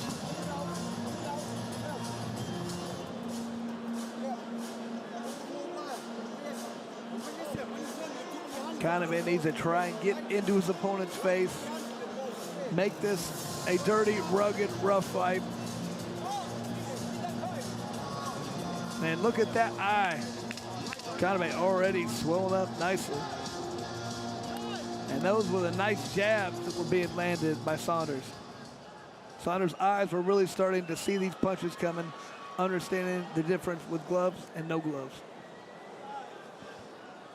Slight delay. Very small issue with the wrap on the left hand of Jeff Saunders. Now up to scratch, round number 2. Look at the head movement really starting for Saunders. Really understand the range. There's a hard left hand on the turn. Conab on the right hand. Turn right back from Saunders, but he takes the right uppercut from Bartek Conab. You can see Conab understands the urgency, the sense of urgency he's showing right now. He needs to really mix this up. There's the right hand lands from Conab. He's been relentless this far in this fight, Chris, coming forward. Yeah. Right hand again from Bartek Conab. But good turn by Saunders. I mean, once again, you can tell he's trained in the arts of bare knuckle. Saunders off of the jab. Saunders continues to look very fluid, moving forward and moving backward. And now circling and looking fluid is Jeff Saunders. But that's where Saunders is doing his best. He's backing up just enough, getting just out of range every time. Conab throws a wild hook, he gets out just enough, and he can fire back with his own shots. That's beautiful. Naked right hand again from Saunders. More blood under the right eye of Bartek Conab as that mouse is starting to fully pop. Hook jab from Saunders. Saunders looking comfortable, throwing up with his back foot. Lands the left hand. The second one was when Conab was down. And here comes the mandatory 8 count from referee Alan Jackson. And Conab, maybe he should have just stayed down for a second because he did get hit on the ground. He hopped up right away, and he is hurt. Look at that eye. Alan Jackson now addressing with a soft warning to Jeff Saunders, the illegal punch on the ground. Just a soft warning, definitely the knockdown counts. We fight on, closing stages of round number 2. Right hand knockdown number 2 for Jeff Saunders. And Saunders is feeling it at this point. He knows his opponent is tired. He's throwing these looping shots. He can hit him in between. Conab's in huge trouble at this point, Sean. Jeff Saunders really finding his rhythm, his range here in round number 2. The right hand, the left hand, we move to round 3. And where Saunders is really dominating is this range. He's pulling out of range just enough to avoid the shot and firing back immediately. I talk about it all the time. We do the seminars, we do the trials. Avoid and then make them pay. And this is exactly what Saunders is doing. I mean, just look at these unanswered shots. Conab being just so tough coming forward the entire time, but taking shots, you can't keep doing that.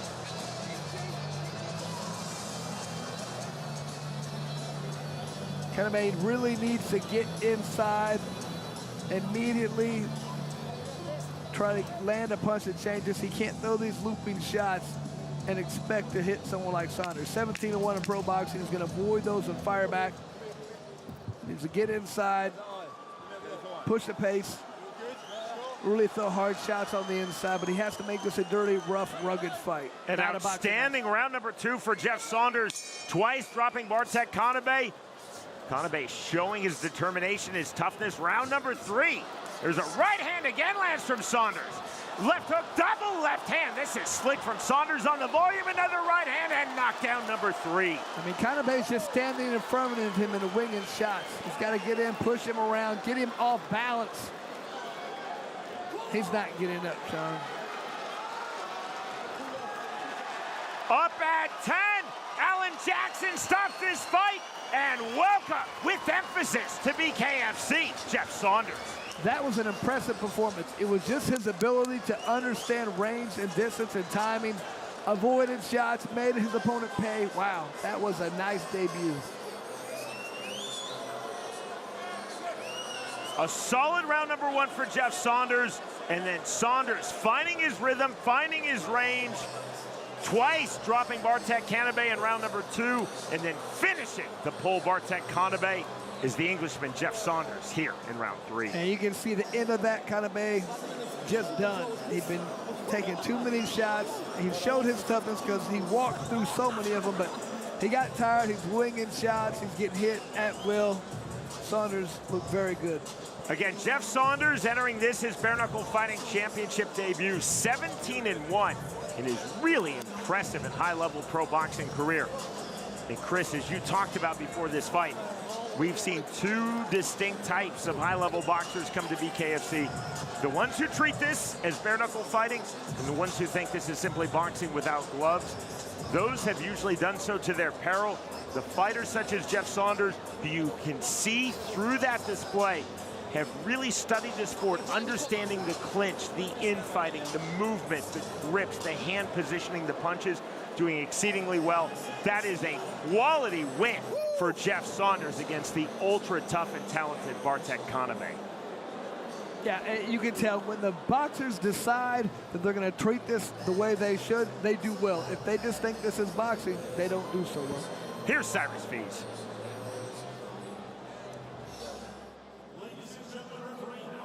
This fight at 28 seconds into round number 3. Your winner, due to TKO by referee stoppage and getting his first win in the BKFC, Jeff Saunders. And we talk about how important experience is in this sport. Mark my words, his next fight, Saunders will be even better. A strong start to this featherweight fight for the always relentless Bartek Conab. Conab continually coming forward. Saunders, though, finding his rhythm, finding his range in round 2, twice dropping Conab in the second round, and then Saunders in full control to the finish in round 3. The winner, by way of 3rd round TKO, Jeff Saunders defeats Bartek Conab.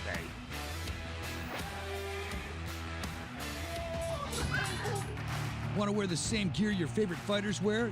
You can do that at bareknuckleshop.com. From sweatshirts to t-shirts, hats, and everything in between, with fits and looks for everyone.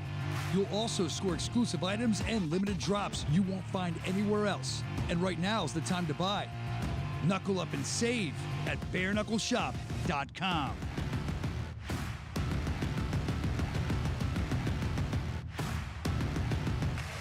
Ain't nowhere to hide. You ain't gotta see me come and keep me on your mind. 'Cause I be on the way. You know I be on the way. Man on a mission, I'ma get it. You know I be on the way. Yeah, I'm on the way. On the way. Yeah, on the way. I'm on the way. I'm on the way. To the heavyweight division we go. James Walker versus Gzim Salem. Our tale of the tape is presented by Rasha.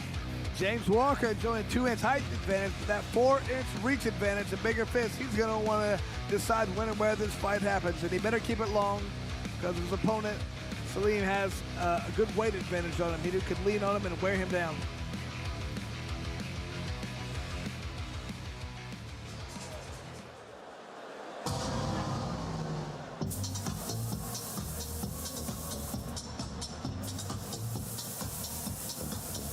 From Scotland, Gzim Salem, set for fight number 1 promotionally in BKFC. Salem enters 1-0 in the sport of bare knuckle. He's also 6-2 in professional boxing.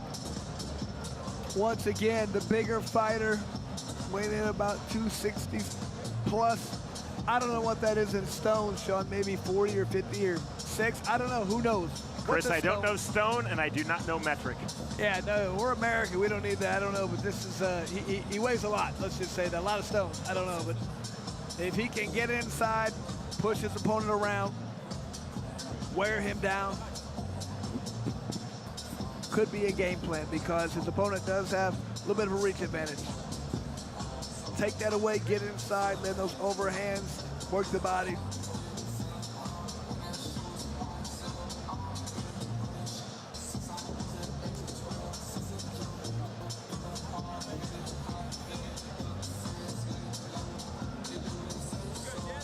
Final check from outside referee for this bout, Alan Jackson.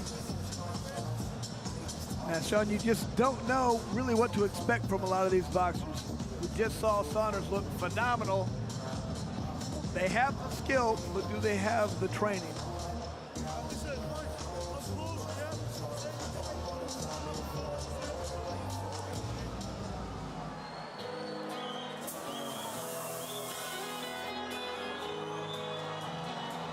From here in England, James Walker enters 1-0 in BKFC.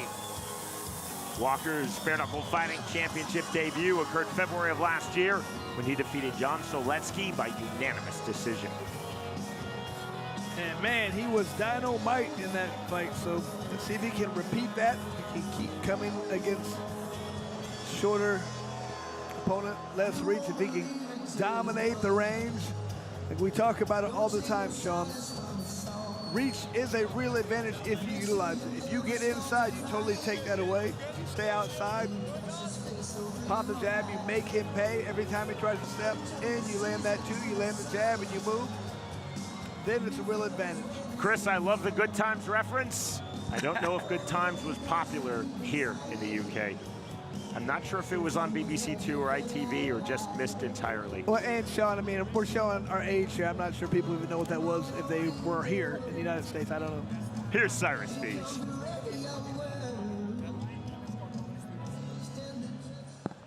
And now, ladies and gentlemen, 5 two-minute rounds in the BKFC heavyweight division. This bout is presented by Russia. Introducing first, the fighter on my right, fighting out of the red corner. He stands 6'4" tall, weighing in at 265.2 pounds. Tonight, he makes his BKFC debut, fighting out of Dumfries, Scotland, Gzim Salem. And now his opponent standing across the ring and fighting out of the blue corner. He stands 6'6" tall, weighing in at 241.4 pounds. Coming into tonight, 1 win and 0 defeats. Fighting out of Washington, England. I give you James Sugarman Walker. Your referee when the action begins, Chris Batcheldor.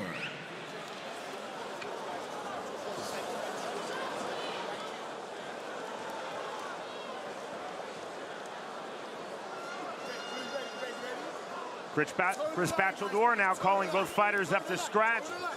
England versus Scotland in the heavyweight division, round number 1. Blue trunks for the Englishman, James Walker. Black trunks for the Scot, Gzim Salem. Fast jab immediately from Walker, but it did not land. Good pull defensively from Salem. It's like Salem's leaning back, looking to throw that overhand right when the time is right. Fast jab again for Walker. 6'6" to Salem 6'4". See the hand movement of Salem? Diversionary hand movement, trying to work to the mid-range. Salem leaning back quite a bit, trying to avoid the jab from his opponent. Could be good unless he gets hit hard with the overhand right. The left hook not there for Salem. Feeling out process, doubling his left hand Walker, but not there. Walker again on the long jab. Good pull back again from Gzim Salem. Walker in the center circle, staying long. Call for action from referee Chris Batcheldor. There's the left hand or right hand. Salim heavy to the inside. Double overhooks. Gets the separation from James Walker. 55 seconds remaining round number 1. See the bounce in the step of Walker. Salim staying elusive, moving laterally, feigning with the left hand on the open chest. There's the right hand, left hand, and a swing and a miss on the counter from Salim. Salim, though, Chris, loading up that rear right hand. You can just see he's waiting for his opponent to get in position where he can unload that right hand. There's that fast jab again from Walker, and that landed. Right hand, there's the duck under. Separation from Bachelor, keeping this heavyweight fight moving. Mouthpiece out, mouthpiece right back in. Getting late here in round number 1. Clean right hand lands from Walker. Salim took that exceedingly well. And Walker is starting to do a good job of doing what we talked about earlier, utilizing that reach, staying long, making his opponent pay for trying to get inside. From the clinch, there's the bell. Next stop, round 2. Definitely an interesting feel-out round. You see, we talked about Walker really trying to figure out the range, stand his ground, make his opponent try and come forward and jab him, counter with the right hand. Salim still trying to figure out how to get inside and land that right hand. This is our 3rd and final prelim of this 13-bout stacked BKFC Fight Night Newcastle card. When this bout concludes, so does our preview. Scan the QR code on your screen to watch the remaining 10 fights of our main card as we're live tonight in the north of England.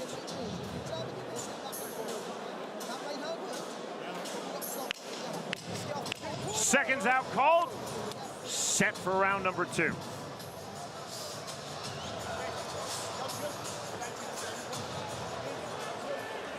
And Salim has got to make sure this doesn't turn into an outside fight. But he's kind of waiting for his opponent to come in so he can counter the overhand right. We've had a call of knuckle up from referee Chris Bachelor. To round number 2 we go. There's the jab. Salim could not land that. Check left hook. Big right hand, and that drops Gzim Salim. Salim trying to get inside. Didn't come in far enough. Got in his opponent's range, trying to throw his own punch and got hit. Here's the mandatory 8 count, given by Chris Bachelor to Gzim Salim. Right back to it. Let's see if Walker tries to finish it. Walker flooring, there's the right hand again, in and out comes James Walker. Walker on the overhand right. Salim suddenly playing a lot of defense now into the clinch on the over-unders. 65 seconds remaining round 2. And Salim really has to focus on his defense. He's having trouble throwing anything straight, looping shots. Walker seeing him coming from a mile away. Salim opened his chest, back to the bladed. Orthodox stance, now almost in southpaw, open chested again is Gzim Salim. 40 seconds remaining round 2, and again the hard entry on the right hand from James Walker. Walker, you see, has a cut on the back of his head, blood flowing freely. Does Salim not understand you're allowed to hit in the clinch? He keeps looking at the referee for help. Salim 6-2 in pro boxing. He is 1-0 in the sport of bare knuckle, but this is his BKFC debut. David Feldman urging them on in the background. There's the right hand. In the world of cuts, relatively innocuous on the back of James Walker's head, but blood flowing dramatically down his back. We move to round 3. And Salim has got to start straightening out these punches a little bit. They're just too wide. Very telegraphed. That's really good refereeing from Chris Bachelor. He said to Salim, you have to fight, I'll break it when I say we break it.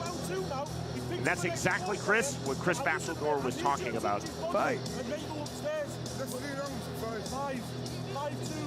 Listen, you need to get a bit aggressive with him now, but you've got to do it calculated. I promise you, work the body and then go upstairs. Every time you throw low, his hands come up. But listen, you need to plant your feet on some of these shots. Yeah? cut on the back of the head, and I like what the corner of Salem is telling him. Go to the body. He's telegraphing these punches upstairs. Walker's getting out of the way, throwing straight punches. Through the opening 2 rounds, 1 knockdown has been recorded, that by James Walker in round number 2. Salem was on the canvas, less than half a second, popped up, took the mandatory 8 count, but then James Walker the rest of the way in round number 2, really controlling well from just this range, Chris. Outside range where he can step in with the right hand. Yeah, I mean, he's fighting where he wants to. Salem's not getting inside, and he's not going to the body thus far. Walker continuing to load up on that overhand right from range just like that, the downward 2. There's the jab again from Walker. Salem still trying to work his way to the mid-range. Jab to the body. There's the clean right hand. Mouthpiece out. Bobbled. Mouthpiece right back in. I mean, he should get something for catching it. When I was a soccer commentator, Chris, I would have said spilled by the goalkeeper. 70 seconds remaining round 3. Right hand, left hand. Now Salem to the inside. But look how wide these punches are. Makes it very easy for Walker just to put his hands up in defense. Clean 3-punch combination. The left hook really getting through the second of those 3 punches. More forward pressure. Right hand again from James Walker. 50 seconds remaining round 3. Walker again on the right hand. Knockdown number 2. And I mean, Salem might just want to stay down. I'm not seeing what he's going to do at this point to change it. He's throwing wide body punches and headshots that are clearly easy to see for Walker. We'll see how hard now James Walker goes for the finish. And on the inside, Salem doesn't want to really appear to try and clinch and do any damage. Walker again on the right hand. He has been landing that effectively from a multitude of angles. He's also been doing that, landing that clean one, that clean long-range jab. James Walker feeling as though he's in full control, knocking down Salem in round 2, again in round 3. No one, though, has won anything yet. Big exhale from Gzim Salem as we move to round 4. And Salem looks clearly frustrated and almost a little confused. He can't quite figure out how to fight his bigger opponent. Just continuing to wail on his opponent, who wasn't even looking up. Makes it very difficult to block when you don't see where the punches are coming from. Good body shot by Walker, and just continually throwing punches and landing punches.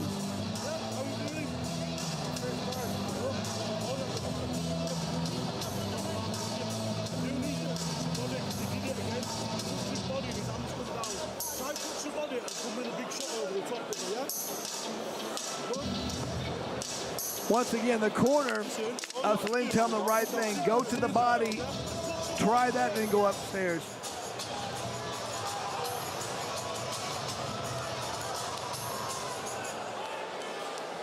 Relatively even round number 1. And then James Walker dropping Gzim Salem in round 2, again in round number 3. To round 4 we go. Credit to Salem, though. He has shown his toughness twice off of the canvas, and he has walked through some very big jabs and very big overhand rights of James Walker. And on cue, there's the big jab, long range from Walker. Salem working to the inside. But inactivity. Immediately on the smart restart from Chris Batchelor. Oh, good right hand by Walker. Man, Salem walked right through it. Salem walking through that to histrionics, talking to Walker. Walker on the jab again. You see the bladed stance, the body language of Walker, feeling very good about things with 80 seconds remaining round 4. Well, hands low, fast jabs from Walker. Walker feels like he can see every time his opponent tries to come inside. Not letting it happen, making him pay. Hands low is not bad technique from James Walker, just the opposite. His technique has been outstanding. It's the confidence, hands low, trying to bait in Gzim Salem from the outside to that to the inside. Left hook, big right hand. Knockdown number 3. And once again, that should be it. I'm not sure there's a path to victory for Salem at this point. I guess he could land a wild shot, but does he want to fight? Salem, to his credit, again off of the canvas. for the third time in this fight.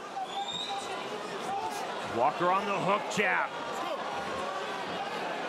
But it's Walker playing all offense, and Salem right now playing all defense. Swing and a miss on the right hand from Gzim Salem. Again, there's that up jab from James Walker. Now a jab to the body. Right hand, another right hand. Walker doubling that up left hook. One-way traffic for the Englishman, James Walker, versus the Scot, Gzim Salem, here in Newcastle, England. We move to the 5th and final round. And let's just see what the corner says here for Salem. I mean, is it just about showing your toughness at this point? Or do they think he could throw a punch and can do enough damage? Or are they going to call it?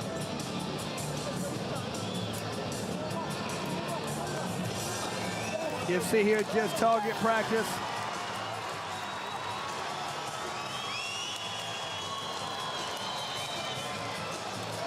Looks like the fight's over.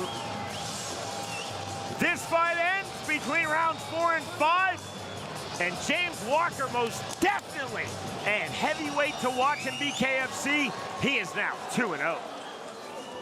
And I like how that ended. I'm not sure if the referee ended. I would imagine it was a corner because you could just tell your fighter was done. Nothing more to gain. Regroup and try again another time.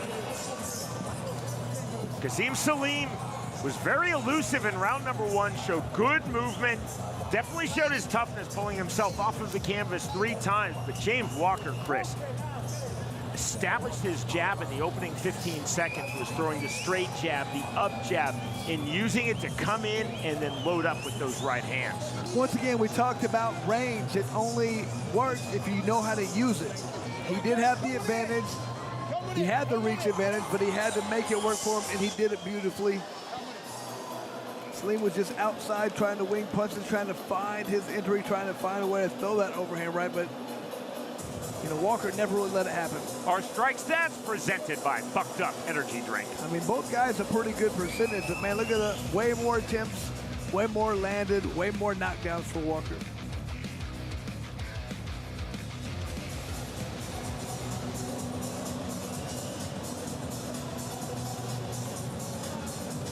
I mean, I bet Walker's going to be excited and break out the Kool-Aid. Another Good Times reference. I remember JJ used to say that. Or yeah. We go to Cyrus Fees.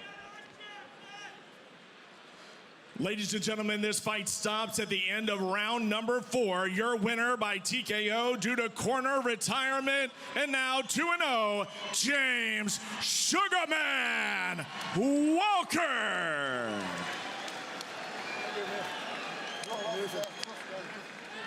All right, James Walker, hang right here for a second because I know you got a lot of people in the house tonight. I heard that crowd get crazy. Where are you guys at?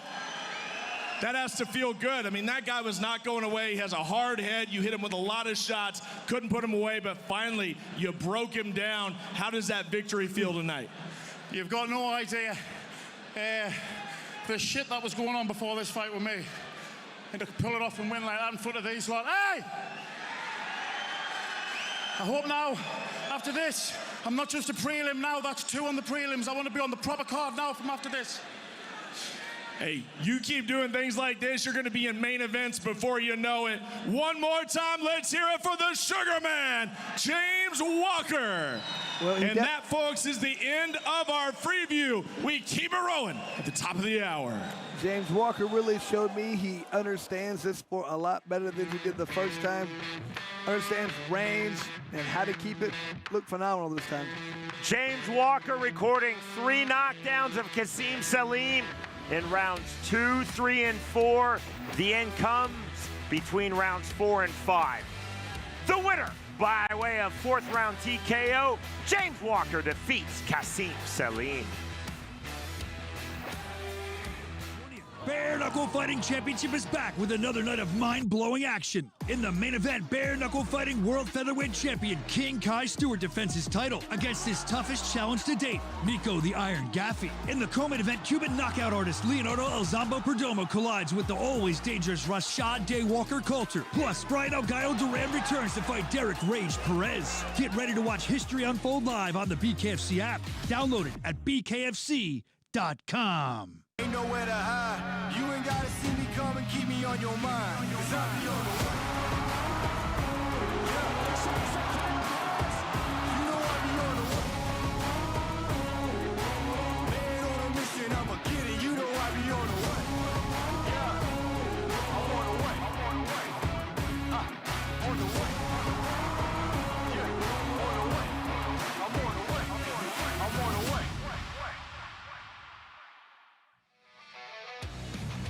BKFC Fight Night Newcastle is presented by Bucked Up Energy Drink. Feel like $1,000,000. Fubo TV. Ball Boys. And by Forged Irish Stout.